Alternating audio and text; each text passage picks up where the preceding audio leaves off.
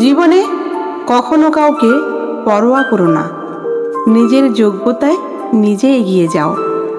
এগিয়ে যাওয়ার জন্য কখনো কারো প্রত্যাশা করো না। তোমার হয়ে কেউ তোমাকে এগিয়ে দেবে না, মনে রাখবে।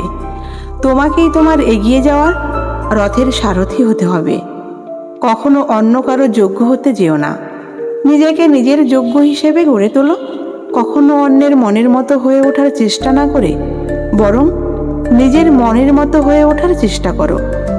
দেখবে একদিন না একদিন তুমি তোমার আমার আমিকে নিয়ে সন্তুষ্টি অনুভব করছো।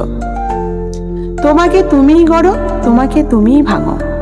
নিজের ভবিষ্যতের জন্য নিজেকে গড়ো, নিজের ভুল ত্রুটি সংশোধনের জন্য নিজেকে ভাঙো। দেখবে দিনকে দিন তোমার উন্নতি হয়েছে, ডিপ্রেশন ঘিরে ধরেনি। কিন্তু যখনই তুমি অন্যের জন্য নিজেকে ভাঙবে কিংবা গড়বে, তখনই সে ছেড়ে গেলে তুমি ডিপ্রেশনে ভুগবে। তাই অন্যের জন্য নয়, নিজের জন্য নিজেকে ভাঙো, করো। নিজেকে মূল্য দাও, দেখবে 10 জন তোমাকে মূল্য দিচ্ছে।